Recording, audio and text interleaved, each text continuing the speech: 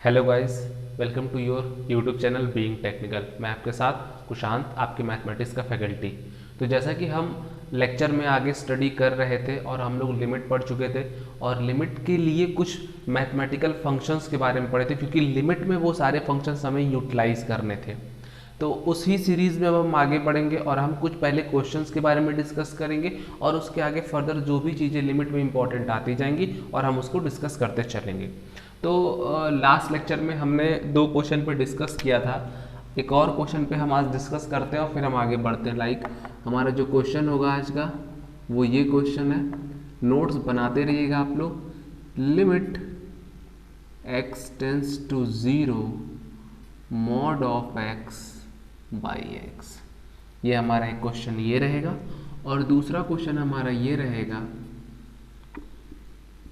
Limit x tends to 0 modulus of x। इस दोनों question के हमको यही चेक करना है कि डज लिमिट एग्जिस्ट और नॉट। कहाँ पे? x टेंस टू 0 पे। क्या इस दोनों क्वेश्चन में लिमिट एग्जिस्ट करती है? अगर करती है तो वो बताइए, नहीं करती है तो उसको भी बताइए।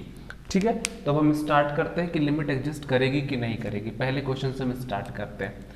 इस क्वेश्चन को अगर हम देखते हैं तो मैंने क्या बोला था कि लिमिट एग्जिस्ट करने के लिए कंडीशन होती है। कंडीशन क्या होनी चाहिए? मैथमेटिकल कंडीशन क्या होनी चाहिए कि limit x tends to 0 minus उस फंक्शन को is equal to limit x tends to 0 plus उस फंक्शन का वो बराबर होना चाहिए किसके? Limit x tends to 0 f of x। और इसी को अगर मैं कहूँ, अगर मैं जो लास्ट थर्ड टर्म है उसको अगर मैं कहूँ तो शायद हम इसी को क्या कहते थे? L। यानी limit x tends to 0 minus f of x, limit x tends to 0 plus f of x बराबर होना चाहिए हमारे लिमिट L के। तो अगर ये तीनों आपस में बराबर होंगे तभी हमारा लिमिट एग्जिस्ट करेगा, अदरवाइज लिमिट एग्जिस्ट नहीं करेगा। तो चलो हम देखते हैं कि क्या इस दोनों क्वेश्चन में ये तीनों जो भी पार्ट है वो बराबर होते हैं कि नहीं। अगर बराबर होंगे तो हमारा लिमिट एग्जिस्ट करेगा, अगर बराबर नहीं होंगे तो लिमिट एग्जिस्ट नहीं करेगा। तो चलो हम चेक करते हैं। वैसे आप पॉज करके आप भी एक बार चेक कर लीजिए कि क्या लिमिट एग्जिस्ट करेगा। अगर करेगा तो आप देख लीजिए और अगर नहीं एग्जिस्ट करेगा तो भी उस चीज़ को आप ध्यान दीजिएगा। ठीक है, चलो हम स्टार्ट करते हैं लिमिट एग्जिस्ट करेगा कि नहीं। सबसे पहली बात इसको देखते हैं। हम यहाँ क्या निकालेंगे? Limit x tends to 0 minus पे चेक करते हैं। देखो मॉड x की बात है ना, तो मॉड x के लिए हम लोग क्या लिखेंगे? 3 कंडीशन। हमको पता है मॉड x की 3 कंडीशन क्या होगी कि मॉड x जो है वो प्लस ऑफ x होगा जब x की वैल्यू ग्रेटर देन 0 हो। ये वैल्यू माइनस x होगी अगर x की वैल्यू लेस देन 0 हो, और ये वैल्यू 0 होगी अगर x की वैल्यू 0 हो। डन। ये 3 चीज़ें हैं। मतलब अगर मैं बोलूँ तो ये एक तरीके से क्या है, ये हमारा मॉडुलस है, टोटल मॉडुलस है फंक्शन का। और इसको जानना बहुत ही ज़रूरी है, क्योंकि अगर आप इसको जानते हो तो मॉडुलस में लिमिट के क्वेश्चन को टैकल करना बहुत ही ईजी होता है। डन। चलो अब हम देखते हैं सबसे पहले क्या, limit x tends to 0 minus पे हमारा ये क्या होगा। जब हम 0 माइनस करेंगे मतलब 0 से छोटा देखेंगे तो मॉड x किससे रिप्लेस हो जा रहा है? माइनस x से। तो हम इसको रिप्लेस कर सकते हैं माइनस एक्स बाई एक्स। अब ये क्या हो जाएगा? -1। यानी limit x tends to 0 minus पे ये जो वैल्यू है वो -1 आने वाली है। अब हम किस पे चेक करेंगे? x प्लस पे। तो limit x tends to 0 plus, अब 0 प्लस करते ही x की वैल्यू जब 0 से बड़ी होगी तो मॉड x को किससे रिप्लेस कर सकते हैं? प्लस x से रिप्लेस कर सकते हैं। तो ये क्या हो जाएगा? पॉजिटिव x बाई x, और ये क्या हो जाएगा? +1। अब देखो मैं तुमको एक तरीका बताया था, मैंने आप सभी लोग को एक बहुत ही अच्छा तरीका बताया था, और वो तरीका ये था कि जब कभी भी आपको ये लगता हो कि x टेंस टू 0 माइनस और x टेंस टू 0 प्लस आपस में बराबर नहीं हो रहे हैं तो आपको लिमिट L निकालने की कोई ज़रूरत है नहीं, क्योंकि हमारे फंक्शंस में जब भी हमको लिमिट एग्जिस्ट करता है कि नहीं ये चेक करना होता है तो हमें यही देखना होता है कि x tends to 0 plus x tends to 0 minus और लिमिट, ये तीनों आपस में बराबर है कि नहीं। अगर यही दोनों आपस में बराबर नहीं है तो थर्ड वाला बराबर हो या ना हो हमें कोई फर्क नहीं पड़ता। यानी बीइंग अ कॉम्पिटिटिव स्टूडेंट्स आपको ये करना चाहिए कि इन दोनों को चेक कर लो, अगर ये दोनों आपस में बराबर नहीं होते तो फिर थर्ड फाइंड आउट करने की कोई ज़रूरत नहीं है। लेकिन अगर आप चाहो फिर भी फाइंड आउट कर सकते हो, उसको भी फाइंड आउट करके आप देख सकते हो कि x टेंस टू 0 पे फंक्शन क्या है, ठीक है, और वहाँ पर आप सॉल्व कर सकते हो। चलो वो तो रहा बात की बात, हमें उसकी कोई ज़रूरत भी नहीं है, क्यों, क्योंकि हमें पता है कि यही दोनों आपस में बराबर नहीं है, तो वहाँ पे जाने की कोई ज़रूरत नहीं, क्योंकि हमारा क्वेश्चन का मेन मुद्दा क्या था कि डज लिमिट एग्जिस्ट और not at x tends to 0। x tends to 0 पे हमारा लिमिट एग्जिस्ट करता है कि नहीं, तो हमने देखा कि भाई जब x टेंस टू 0 माइनस और x टेंस टू 0 प्लस ही आपस में बराबर नहीं, इसका मतलब है कि लिमिट एग्जिस्ट नहीं करेगा। ये तो हुई पहले क्वेश्चन की बात। और यहाँ पर हम लिख सकते हैं क्या, हमारा जो मेन पॉइंट था वो हम यहाँ लिख सकते हैं कि लिमिट जो हमें फाइंड आउट करना था, लिमिट डज नॉट एग्जिस्ट, हमें यही फाइंड आउट करके बताना था और हमने बताया कि लिमिट एग्जिस्ट नहीं करेगा। चलो अब यहाँ आते हैं, ये बहुत ही इंपॉर्टेंट क्वेश्चन। अगर मैं बोलूँ आपके ग्रेटेस्ट इंटीजर फंक्शन को डिफाइन करना हो तो ये क्वेश्चन बता सकता है आपके किसको, ग्रेटेस्ट इंटीजर फंक्शन को, क्योंकि ये ग्रेटेस्ट इंटीजर फंक्शन है और मैंने उस दिन आपको इस फंक्शन में इस फंक्शन को भी डिस्क्राइब किया था। तो ग्रेटेस्ट इंटीजर फंक्शन का ये क्वेश्चन है और लिमिट कैसे यूटिलाइज करता ग्रेटेस्ट इंटीजर फंक्शन को वो आप देखिएगा। चलो देखते हैं। तो अगर मुझे ये क्वेश्चन सॉल्व करना तो मुझे देखना होगा कि x टेंस टू 0 माइनस पे क्या, x टेंस टू 0 प्लस पे क्या और लिमिट की वैल्यू क्या है। तो हम निकालते हैं limit x tends to 0 minus. तो अगर मैं बोलूँ limit x tends to 0 minus पे ग्रेटेस्ट इंटीजर ऑफ x क्या होगा, या फिर limit x tends to 0 plus पे मॉडुलस ऑफ x क्या होगा। तो मैंने, अगर आप रिकॉल कर पा रहे हो कि मैंने उस दिन एक ग्राफ बनाया था और उस ग्राफ में मैंने बहुत ही अच्छे से आपको बताया था, अगर मैं डिस्कस करता हूँ उस ग्राफ को फिर से, तो मैंने आपको बताया था कि अगर ये फंक्शन आपका क्या हो 1 और 2, बहुत हमको आगे नहीं जाना है, सिर्फ यहीं देखना है -1 और -2 और ये फिर 1 और फिर ये 2 और ये -1 और ये -2। अगर मैं ये बात करूँ आपसे तो मैंने आपको बोला था कि अगर 0 से 1 के बीच में अगर मैं बढ़ते हैं, अगर हम 0 से 1 के बीच में देखते हैं तो हमारा जो ग्राफ होता है वो ऐसा होता है कि ग्रेटेस्ट इंटीजर फंक्शन 1 को छोड़ के 0 पे पहुंचता है। सॉरी, ये जो ग्रेटेस्ट इंटीजर फंक्शन है ये 1 को छोड़ के 0 पे पहुंचता है, तब तक का ग्रेटेस्ट इंटीजर फंक्शन 0 होता है। यानी 1 को छोड़ के 0 से 1 के बीच में 1 को छोड़ के जितनी भी वैल्यूज हैं हर वैल्यू का ग्रेटेस्ट इंटीजर फंक्शन क्या होगा 0। और ऐसे ही मैंने आपसे बताया था कि 0 को छोड़ के देखो, अगर मैंने बताया था कि यहाँ पर देखो -0 को छोड़ दो और 0 को छोड़ के -1 तक के जितने भी ग्रेटेस्ट इंटीजर फंक्शन होते हैं, मतलब जितनी भी वैल्यूज होती है x की, उन सभी x की वैल्यूज के लिए जो ग्रेटेस्ट इंटीजर फंक्शन होगा वो क्या होगा -1 होगा। ये बात मैंने आपको बताई थी, ठीक है। तभी तो जो ग्राफ होता है वो शायद एक स्ट्रेट लाइन देता वो जाता है। तो मैंने ये बात आपको बताई थी।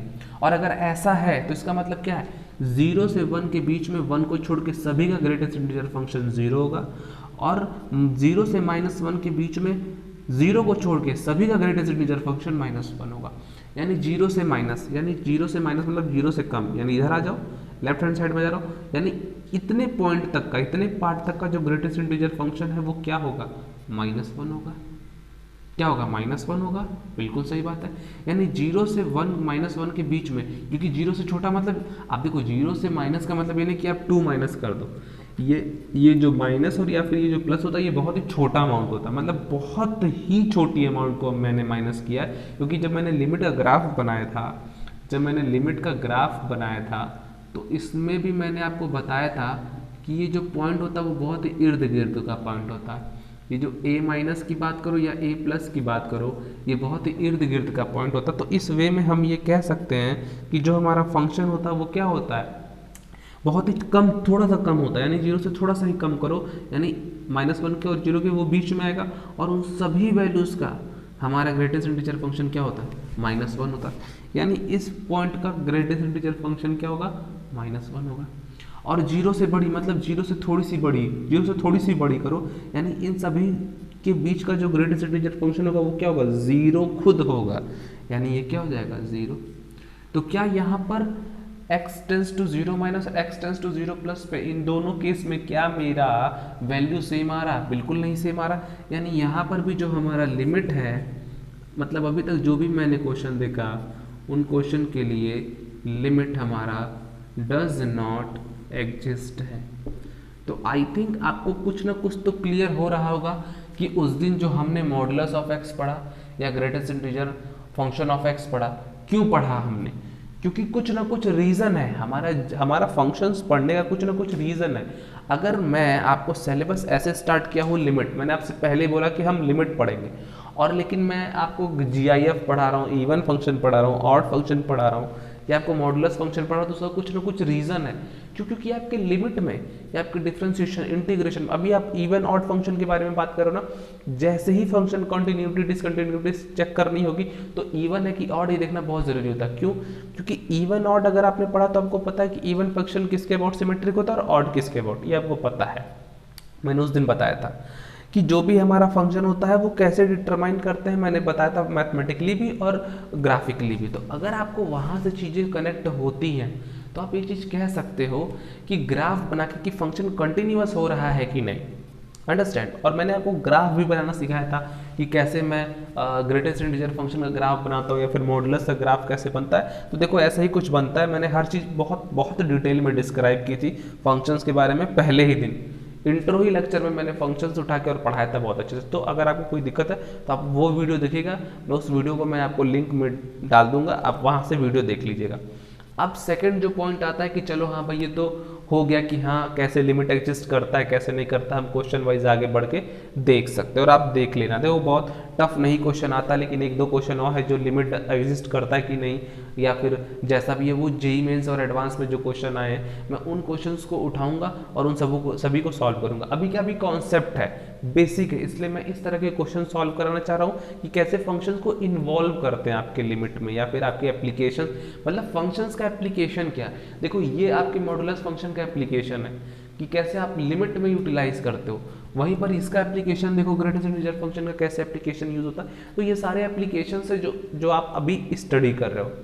नेक्स्ट क्या आप स्टडी करोगे कि question JEE mains JEE advance में कैसे आते हैं। तो मैं एक पूरा लेक्चर बनाऊंगा जिसमें आपको जेईई मेंस जेईई एडवांस के डिफरेंट टाइप के क्वेश्चंस मैं टैकल करूंगा, और उसको मतलब मेन उसका थीम ही यही होगा कि आप लिमिट का कैसे यूटिलाइज करके आप जेईई मेंस और जेईई एडवांस के क्वेश्चन को सॉल्व करते हो। तो बहरहाल अभी आप ये देखो और इतना समझो कि मतलब ये चीज़ों को कैसे हम गवर्न करते हैं। अब जो हमारा नेक्स्ट जो टॉपिक स्टार्ट होने वाला है वो स्टार्ट होने वाला है लिमिट फाइंड आउट करने का। अभी लिमिट को एग्जिस्ट करता है कि नहीं ये जानने का टॉपिक था, अब हमारा टॉपिक स्टार्ट होने वाला है कि लिमिट फाइंड आउट करो। अच्छा, अब मैं आपको कुछ चीज़ें बताना चाहता हूँ, लाइक कुछ ऐसे भी फंक्शंस होते हैं, फिर कुछ ऐसी भी वैल्यूज़ होती है जो कि डिटरमाइन नहीं की जाती हैं। कुछ ऐसे भी वैल्यूज़ होते हैं जिनको हम डिटरमाइन नहीं कर सकते और उनको हम बोलते हैं इनडिटर्मिनेंट फंक्शंस या फिर इनडिटर्मिनेंट वैल्यू। अब ये इनडिटर्मिनेंट क्या है, मतलब जिसको डिटरमाइन आप ना कर सको वो इनडिटर्मिनेट है। अब वो इनडिटर्मिनेट क्यों है, कौन कौन से हैं और उसको कैसे टैकल करते हैं, इसके बारे में हम स्टडी करेंगे। उसके पहले आप ये सब नोट डाउन कर लो और उसके बाद फिर हम देखेंगे चीज़ों को। चलिए ठीक, अब मैंने कुछ क्वेश्चंस देखा आपके साथ, 2 क्वेश्चन। अब हम आगे क्या देखते हैं, हम देखते हैं कुछ अलग तरीके, कुछ नई चीज़ें। मतलब मेन आज का टॉपिक तो इसी से ही स्टार्ट होने वाला था, पर कुछ क्वेश्चंस मैंने डिस्कस किए। अब हम देखते हैं कुछ नई चीज़ें, लाइक इनको क्या कहते हैं, ये क्या है। कुछ लोग के लिए नई चीज़ें होंगी, कुछ लोग इससे बहुत अच्छे से अवेयर होंगे, कुछ लोग के लिए आधी चीज़ें जानते होंगे आधी चीज़ें नहीं जानते होंगे। तो चलो पहले तो मैं ये कह देता हूँ कि आप कभी भी इस तरह की कुछ भी चीज़ें आपको दिखें तो आप ऐसे नहीं जैसे आप नॉर्मली 1 into 1 करते हो, 0 into 0 करते हो, वैसे डायरेक्ट आप इसको टैकल कर लो। ना ना ना ना ना ना, कुछ अलग करो, क्योंकि ये कुछ अलग है। क्या ना कि कहते हैं कि मैथमेटिक्स में आत्मा ना निकाल लो मैथमेटिक्स की, ठीक है, कुछ अलग चीज़ें होनी चाहिए। तो ये समझ लो आत्मा है मैथमेटिक्स की, मतलब कुछ तो इसमें अलग है। इसको टच नहीं कर सकते डायरेक्ट। जैसे आप अपनी बॉडी को ऐसे टच कर सकते हो, फिंगर्स को, ऐसे स्किन को, ठीक है, ऐसे हेयर्स को टच कर सकते हो, इसको नहीं टच कर सकते डायरेक्ट सीधे ऐसे। चलो 0/0 को टच करो, मैं वो नहीं कह रहा हूँ कि ऐसे टच करने का, लेकिन ना ना ना, मतलब आप इसके ऊपर कोई भी केस डायरेक्ट परफॉर्म नहीं कर सकते जैसे बाकियों के ऊपर करते हो। इनमें कुछ ना कुछ कंडीशंस लगते हैं। अगर ये है तो मैं अगर मैं सिर्फ पर्टिकुलर लिमिट की बात करूं, अच्छा ये यहाँ पर है, ये आपको इंटीग्रेशन में भी आएंगे, डिफरेंशिएशन में भी आएंगे, क्या इस्तेमाल होता है उसमें आपको मैं बताऊंगा अच्छे से। ये जो होते हैं ना, इन्हीं को हम बोलते हैं इनडिटर्मिनेंट फॉर्म, मतलब जो डिटरमाइन नहीं किया जा सकता है।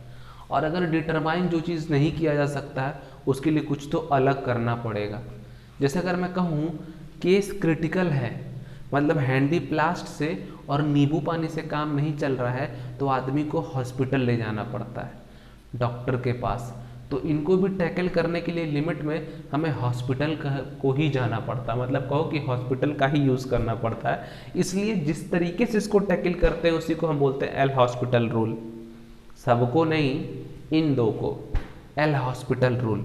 और बाकी सब उसी से ही होते हैं, बट तरीका बदल जाता है, पर इन सभी को टैकल करने का तरीका जो होता है वो हॉस्पिटल के तरीके से ही मिलता जुलता है। तो इसको हम बोलते हैं एल हॉस्पिटल रूल्स, इसको टैकल करते हैं। बहरहाल ये तो बात की बात है, पहले आप ये देखो कि ये चीज़ है क्या। देखो इसको बोलते हैं 0/0 फॉर्म। ये सारे फॉर्म है, ये है आपका 0/0 फॉर्म और ये आपका इनफाइनाइट बाय इनफाइनाइट फॉर्म। मैं आपको बताऊं मैक्सिमम क्वेश्चंस में आपको ये फॉर्म देखने को मिलेगा या तो आपको ये फॉर्म देखने को मिलेगा। मैक्सिमम क्वेश्चंस में आपको यही दोनों फॉर्म देखने को मिलते हैं। बाकी जितने भी फॉर्म है आप इन्हीं से मर्ज करके सॉल्व कर सकते हो। मैंने क्या बोला, मैंने बोला इन दोनों फॉर्म को सॉल्व करने का तरीका क्या होता है, एल हॉस्पिटल रूल। अब ये एल हॉस्पिटल रूल आ गया आपके मेन इंपॉर्टेंट टॉपिक। क्योंकि देखो फॉर्म है, वो तो फॉर्म कुछ भी हो सकता है, लेकिन एल हॉस्पिटल रूल से कैसे टैकल करते हैं।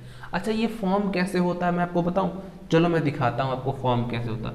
मैंने बोला limit x tends to 0 sine x by x, sine x by x, मैंने बोला साइन x बाई एक्स। अब एक बात बताओ कि जब भी limit x tends to 0 sine x by x है तो 0 पुट करो, क्या होगा, पुट करो 0 तो जरा, साइन 0 क्या होगा, साइन 0/0। साइन 0 क्या होता है, 0। क्या ये 0/0 फॉर्म है, जी हाँ ये 0/0 फॉर्म है। अगर ये 0/0 फॉर्म है तो इसको टैकल किससे करेंगे, by L hospital rule, by L hospital rule. अब देखो एल हॉस्पिटल रूल का जो भी आपका हिस्ट्री है वो आपको जानने की कोई ज़रूरत नहीं है।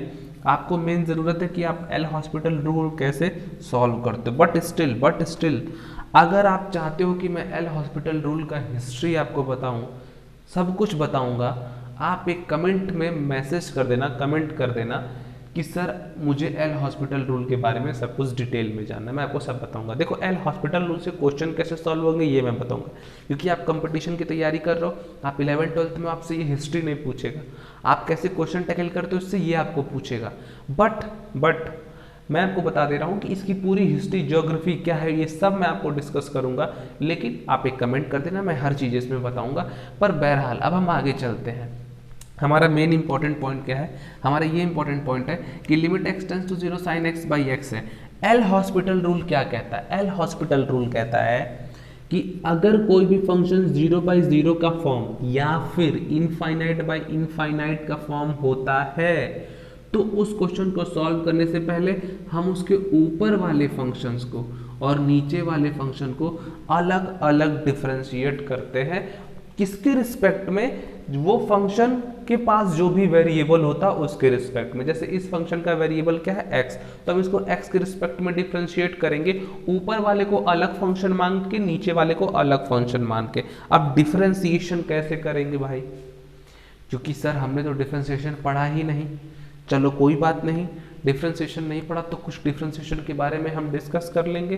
जैसे x का डिफरेंशिएशन होता है 1, जैसे x का डिफरेंशिएशन होता है 1, x स्क्वायर का डिफरेंशिएशन होता है 2x। सर ये कहाँ से आप ला रहे हो, कहाँ से ला रहा हूँ, मैं बताता हूँ कहाँ से ला रहा हूँ, मैं बता रहा हूँ। देखो कभी भी अगर आप डिफरेंशिएशन करते हो x की पावर n का, वेयर n इज इंटीजर है, चाहे रियल नंबर है, चाहे कुछ भी हो भाई, x की पावर 1/2 भी हो सकता है, कुछ भी हो सकता है, लेकिन कभी भी आप डिफरेंशिएशन करते हो x की पावर n का तो उसका डिफरेंशिएशन होता है n x की पावर n-1। याद रखना, डिफरेंशिएशन करते हो x की पावर n का तो उसका डिफरेंशिएशन होता है n x की पावर n-1।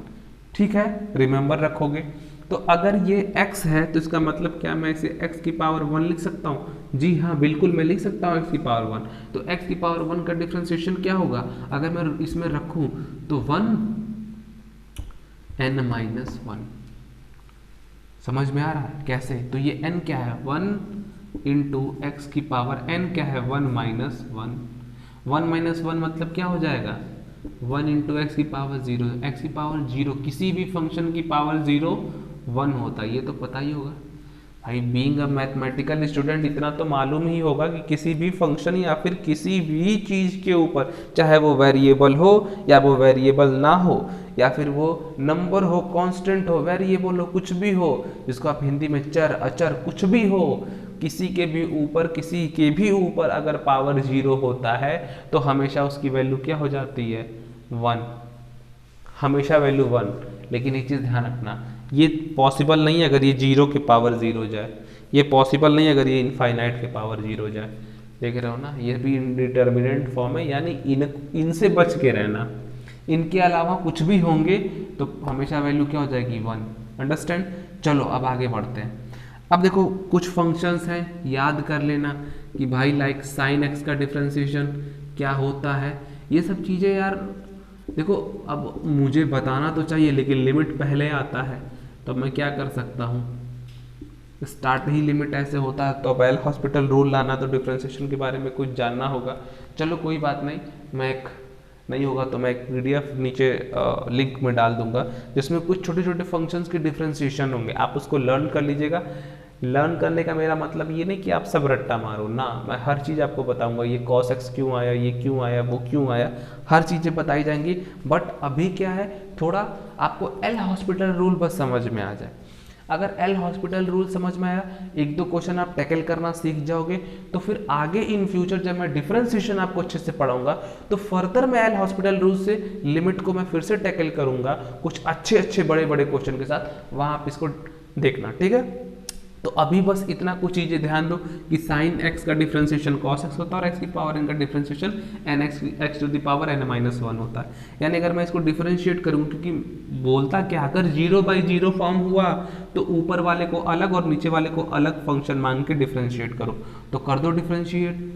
क्या लिखोगे, limit x tends to 0 sine x differentiation cos x और x का डिफरेंशिएशन 1, यानी फर्दर क्या हो जाएगा, limit x tends to 0 cos x और वैल्यू पुट करो, cos 0 कितना होता है, 1। अच्छा एक बात बताओ, क्या तुमने कहीं ये देखा है, जो पास आउट हो चुके होंगे, जो तैयारी कर रहे होंगे या फिर जो भी होंगे, उन्होंने ये देखा होगा कि लिमिट x टेंस टू 0 और sine x by x is equal to 1, ये डायरेक्ट फॉर्मूला याद कराया जाता है। जबकि देखो अगर तुमको एल हॉस्पिटल रूल पता है, डिफरेंशिएशन पता हो, तुम ये बड़े बड़े फॉर्मूले को तुमको याद करने की ज़रूरत ही नहीं है, तुम सीधे सॉल्व कर सकते हो।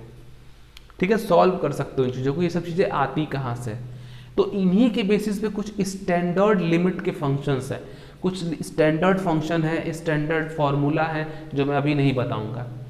मैं अभी इसलिए नहीं बताऊँ क्योंकि वो सारे के सारे फार्मूला मैं चाहता हूँ आपके सामने एक बार डिराइव करूँ।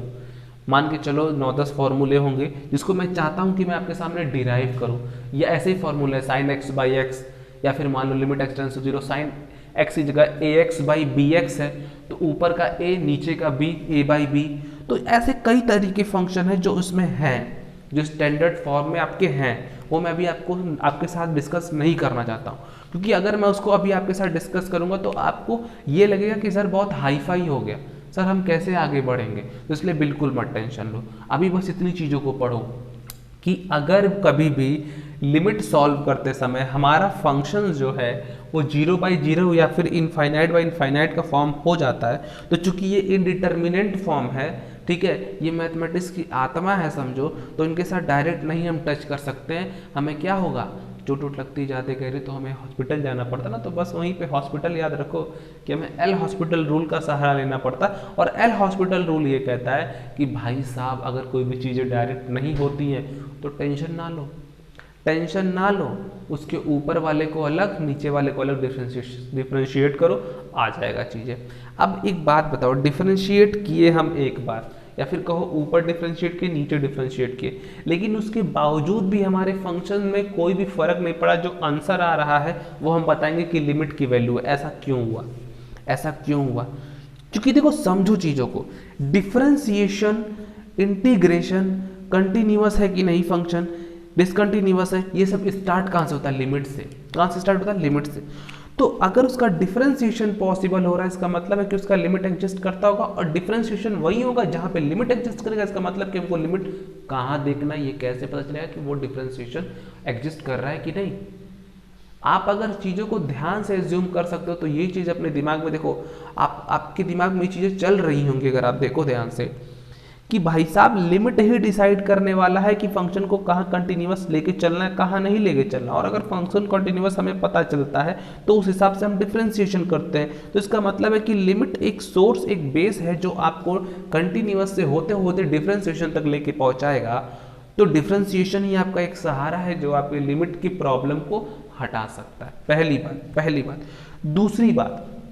दूसरी बात क्या है, अगर आप कभी भी डिफरेंशिएशन करते हो इसका मतलब है कि आप कर क्या रहे हो।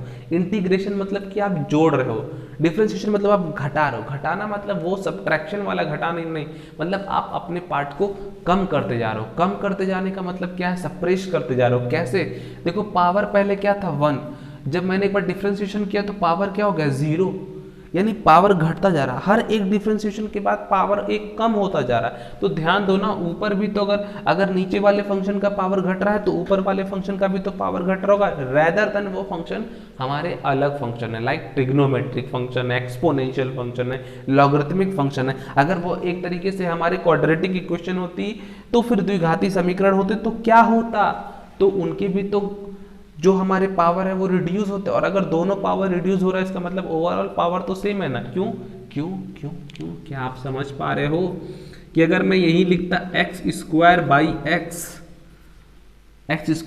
एक्स तो क्या होता, एज्यूम करो क्या होता, फिर कुछ नहीं।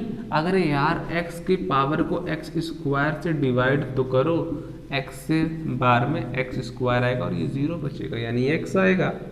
यानी ऊपर से भी एक पावर रिड्यूस हो रहा है, नीचे से भी एक पावर रिड्यूस हो रहा है। क्या आप इस चीज को समझ पा रहे हो? बिल्कुल। देखो ना भाई, एक्स स्क्वायर बाई एक्स अगर आप लिखते हो तो उसका मतलब ये एक्स बाई 1 हो रहा है। यहाँ पावर 1 था, एक्स की पावर 0 1 होता है, यानी पावर रिड्यूस होकर 0 हो गया। और यहाँ 2 था, यहाँ पावर 1 हो गया। यानी ऊपर भी पावर रिड्यूस हो रहा है, नीचे भी पावर रिड्यूस हो रहा है। पावर तो दोनों तरफ ऊपर नीचे मिला के रिड्यूस हो रहे हैं। तो आप कुछ ना कुछ ऐसी चीज़ों को समझो कि हर चीज़ों के पीछे कुछ ना कुछ लॉजिक होता है। कोई भी चीज़ें डायरेक्ट नहीं होती, लेकिन ये एक तरीका है, आप ऐसे समझो ये एक तरीका है, ठीक है। और इस तरीके में क्या होता है कि डिफरेंशिएशन एक टूल होता है, जिस टूल को यूज़ करते हैं और जो परेशानी आ रही है कि फंक्शन डिफाइन नहीं है, उस परेशानी को ये ख़त्म करता है। और एक चीज़ और देखो, हम आगे भी पढ़ेंगे, अगर मान लो ये परेशानी एक बार डिफरेंशिएट करने पे ख़त्म नहीं होती तो परेशानी, तो क्या करते, कोई बात नहीं, दोबारा डिफरेंशिएट करते। तब तक डिफरेंशिएट करते जब तक कि ये दोनों परेशानियां खत्म नहीं हो जाती। ये हमारे लिए परेशानी है, इनको मैं डायरेक्ट कभी नहीं छू सकता। इसके लिए हमें हॉस्पिटल का सहारा ही लेना पड़ेगा, यानी एल हॉस्पिटल रूल का सहारा लेना पड़ेगा। आप इस चीज़ को ध्यान देना कि ये परेशानियां हैं, इन परेशानियों को आप डायरेक्ट नहीं टैकल कर पाओगे। इसके लिए हमेशा आपको एल हॉस्पिटल रूल का सहारा लेना पड़ेगा, और उसमें उस सहारे का एक तरीका होता है, एक टूल होता है डिफरेंशिएशन। आप उतनी बार डिफरेंशिएट करो जितनी बार में ये परेशानियां खत्म नहीं होती। जब परेशानी खत्म हो जाएगी आप डिफरेंशिएट करना बंद कर दोगे, और वही पॉइंट आपका उस लिमिट की वैल्यू देगा। So that is the point कि आप चीज़ों को कैसे टैकल करोगे। हम डिफरेंट टाइप किस तरह के 0/0 फॉर्म पे क्वेश्चन सॉल्व करेंगे, इनफाइनाइट बाय इनफाइनाइट फॉर्म पे क्वेश्चन सॉल्व करेंगे। ये जितने भी सातों तरह के फॉर्म है ये रट लो। इनडिटरमिनेंट फॉर्म जब तक लिमिट पढ़ोगे तब तक ये चीज़ें याद हो जानी चाहिए कि इन सातों फॉर्म को कभी भी आपको टच नहीं करना है, ठीक है, डायरेक्ट मत टच करना। उसके लिए आप एल हॉस्पिटल रूल का सहारा लेना, और एल हॉस्पिटल रूल आपको एक टूल देता है विच इज डिफरेंशिएशन, और उसी के थ्रू आप आगे बढ़ सकते हो, वरना आप आगे नहीं बढ़ सकते। सेकंड चीज क्या है भाई, चलो 0/0 और इनफाइनाइट बाय इनफाइनाइट फॉर्म होगा तो आप एल हॉस्पिटल रूल का सहारा लेके चल सकते हो। लेकिन अगर ये सारे फॉर्म आएंगे तो क्या करोगे? अगर आपके पास ये सारे फॉर्म आते हैं तो आप क्या करते हो? परेशान तो बिल्कुल मत होना अगर ये फॉर्म आएंगे। जैसे फॉर एग्जांपल अगर मैं आपको बताऊं, एक फॉर्म को अगर मैं लेके चलूं, बाकी चीज़ें जो हैं वो आप आगे समझ जाओगे। सिर्फ और सिर्फ मैं एक फॉर्म को लेके चलता हूं अभी, और आगे बहुत बड़ा डिस्कशन है, अच्छा खासा टाइम लगेगा, इसलिए मैं आपको सब चीज़ें अभी रिवील नहीं करना चाहता। 1 बाय 1 चलेंगे, बहुत ही इंटरेस्टिंग चीज़ है, बहुत मजा आएगा। लाइक देखो, अगर मैं बोलूँ ये दोनों फॉर्म आपके एल हॉस्पिटल रूल से सॉल्व हो रहे हैं तो बाकी ये फॉर्म कैसे सॉल्व होंगे? डोंट वरी, देखो मैं कैसे सॉल्व करता हूँ। 0 इंटू इनफाइनाइट, मुझे पता है इनफाइनाइट इज इक्वल टू 1/0, मुझे पता है, बिल्कुल मुझे पता है, यही होता है 1/0 इज इक्वल टू इनफाइनाइट। जिसको नहीं पता था वो जान लो, और मैं ये उम्मीद करता हूँ पता होगा, नहीं पता होगा तो जान लो, क्योंकि हमारा जो भी पूरा हमारा जो टॉपिक है वो इसी चीज़ से स्टार्ट होता है कि हम बेसिक से चल रहे हैं। तो बेसिक इज दिस, ये बेसिक है कि जो भी हमारा इनफाइनाइट होता है वो 1/0 होता है। अब 0 इंटू इनफाइनाइट मुझे करना है, तो क्या मैं इनफाइनाइट की जगह 1/0 लिख सकता हूँ? क्या ये मेरा 0/0 फॉर्म बन गया? हाँ जी, 0 इंटू इनफाइनाइट को भी हम एल हॉस्पिटल रूल से टैकल कर सकते हैं। बहरहाल एक बस अंतर है कि यहाँ इनफाइनाइट को पहले मुझे किससे रिप्लेस करना होगा? 1/0 से। यानी जो भी फंक्शन होगा उस फंक्शन को आप रेसिप्रोकेट कर दो। आप करो क्या? कुछ मत करो। लाइक अगर मैं बोलता हूँ कि 0 इंटू इनफाइनाइट है, यानी ऐसा फंक्शन है जिस फंक्शन की वैल्यू इनफाइनाइट को जा रही है उस लिमिट पे, और उसके बगल में जो फंक्शन है जिसके साथ मल्टीप्लाई है वो उस पॉइंट पे वो क्या हो रहा है? वो हमारा फंक्शन बदल रहा है। लाइक एक एग्जांपल देखो, मैं कहता हूँ limit x tends to pi, limit x tends to pi, done. Limit x tends to pi sine x into tan x की वैल्यू पाई पे क्या होती है? इनफाइनाइट। और साइन x की वैल्यू पाई पे क्या होती है? 0। तो साइन x मतलब पाई पुट करोगे तो 0 इंटू इनफाइनाइट। अब tan x को क्या करो? बदल दो, नीचे लेते आओ, 1/tan x कर दो। अब आपको पता होगा 1/tan x को cot x कहते हैं, और cot x sin x by cot x। अब ऐसे सॉल्व करो तो sin x by cot x is 0/0 form. अब एक बार डिफरेंशिएट करो, आगे बढ़ो। चलो ये तो देखो मैं आपको बताया कि अगर ये हो तो क्या करेंगे। अब दूसरा, ये होगा तो क्या करेंगे? कुछ नहीं करेंगे। ये होगा तो कुछ नहीं करेंगे। हम इनफाइनाइट को क्या 1/0 माइनस 1/0 लिख सकते हैं। LCM is 0 minus 0, what is again 0/0 form. अरे देखो ना यार, 0/0 फॉर्म ये भी हो गया, फर्क ही नहीं पड़ा हमें। फिर हम 0/0 फॉर्म बनाएंगे और इसको फिर से एल हॉस्पिटल रूल के थ्रू चलेंगे। देखो इसमें जितनी भी चीज़ें, मैं हर चीज़ों के बारे में बताऊंगा आपको कि कैसे आप उसको आगे बढ़ोगे और सॉल्व करोगे, बट आपको इस हॉस्पिटल रूल को याद रखना है। और मैंने जो भी अभी इनडिटरमिनेंट फॉर्म में अभी आपको डिस्कस किया उसके बारे में आपको याद रखना है। अगर आपको ये चीज़ें याद होंगी तो हर चीज़ें टैकल करोगे। अब मैं आपको 0/0 इनफाइनाइट बाय इनफाइनाइट हर फॉर्म को बहुत अच्छे से लेके चलूंगा, बट पहले हम क्या देखते हैं? 0/0 फॉर्म। तो हम 0/0 फॉर्म पे कुछ क्वेश्चन सॉल्व करेंगे और उसके बाद फिर नेक्स्ट लेक्चर ऐसे बढ़ता जाएगा, अच्छे क्वेश्चन सॉल्व करेंगे, फिर इनफाइनाइट बाय इनफाइनाइट फॉर्म, फिर 0 इंटू इनफाइनाइट, फिर सारे फॉर्म्स को सॉल्व करते करते जब हम आगे बढ़ेंगे तो हम कहाँ पहुँचेंगे? फिर हम नेक्स्ट हमारा फंक्शन लिमिट का एक तरह से 50 से 70% पोर्शन हमारा खत्म हो जाएगा इन्हीं सारे फॉर्म्स को डिस्कशन करने में। यानी अब आप समझ सकते हो कि लिमिट जो है वो कहाँ से स्टार्ट होती, कहाँ पहुँच रही है। यानी यहाँ से वहाँ तक पहुँचते पहुँचते हमारा 50 से 70% लिमिट खत्म होगा। यानी आप समझ सकते हो कितना ब्रॉड है यही लिमिट के लिए ये आत्मा है। और लिमिट अगर इसी से इन्वॉल्व है तो कॉन्टिन्यूटी, डिफरेंशिबिलिटी, हर चीज़ इसी के साथ आगे बढ़ेगी। तो ये हमारा बहुत इंपॉर्टेंट है। तो पहले बाकी हम कुछ क्वेश्चंस देखते हैं 0 बाई 0। हाँ, तो अब हम आपको दिखा रहे हैं कि एक क्वेश्चन है। अब इस क्वेश्चन में आपको लिमिट में चेक क्या करना है कि 0 बाई 0 फॉर्म है कि नहीं है। अगर है तो फिर हम इसको आगे कैसे टैकल करेंगे, एल हॉस्पिटल रूल से।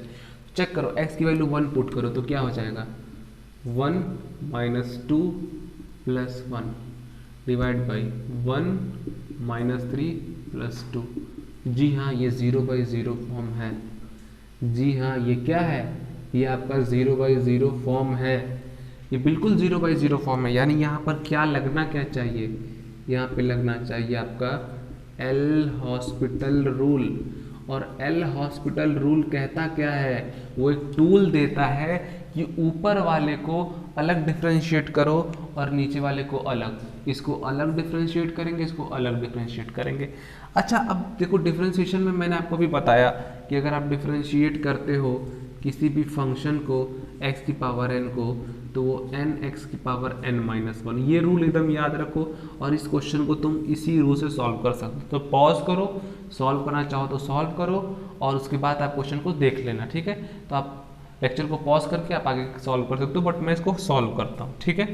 तो क्या है, देखो लिमिट x टेंस टू 1 और एक बार ऊपर वाले को डिफ्रेंशिएट करो 7x, तो ये क्या हो जाएगा 7x to the power 6 minus 10x का पावर 4 और 1 का डिफ्रेंशिएशन 0। देखो कांस्टेंट टर्म्स का डिफ्रेंशिएशन 0 होता है।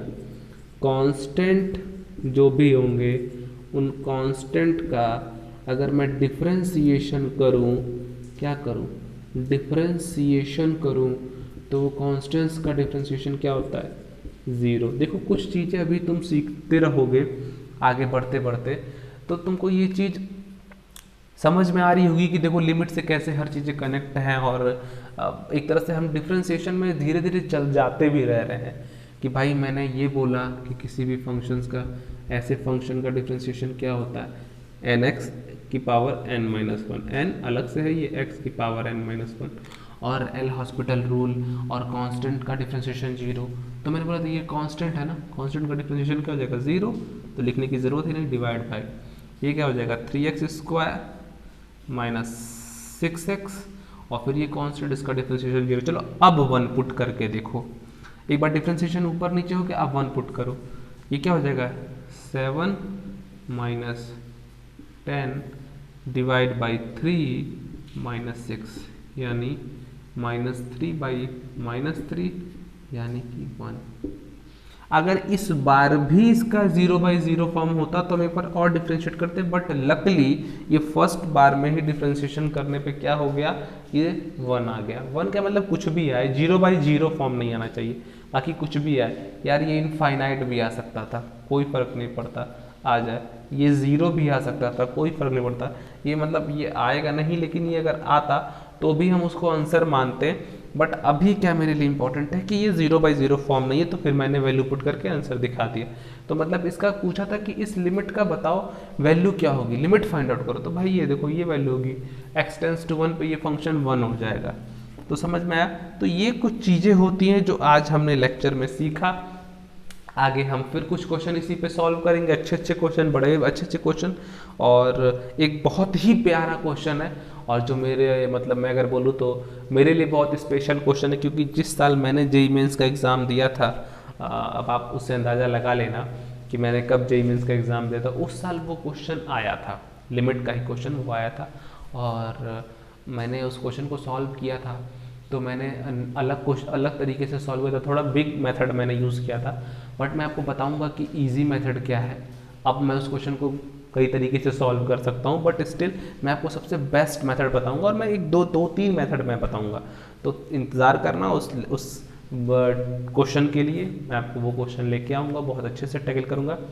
बाकी लेक्चर जो है वो आपके कंटिन्यूस मिलते जा रहे हैं। तो आप सीरीज़ नई आई है, जल्दी जल्दी आप सीरीज़ शेयर करो, फैलाओ, लोग देखें उसको, लाइक करें और सब्सक्राइब करें चैनल को। बाकी रिस्पांस अच्छा मिल रहा है, उसके लिए आप लोग का बहुत बहुत धन्यवाद। और ऐसा है कि देखो अब तो कंटिन्यूटी चालू हो गई है, लिमिट अब चालू हो गया, डिफरेंशिएशन धीरे धीरे आएगा। तो मैं चाहता हूँ कि लेट ना हो, आप लोग जल्दी जल्दी ज्वाइन करो और जल्दी जल्दी लेक्चर को लो और इसका पूरा भरपूर फ़ायदा उठाओ। और जो भी आपके सजेशंस हैं वो कमेंट बॉक्स में लिखो। बाकी के लिए सब कुछ मस्त, और हंसो, मस्त रहो और लेक्चर देखते रहो, नोट्स बनाते रहो, क्वेश्चन सॉल्व करते रहो। तब तक के लिए thanks and all the best.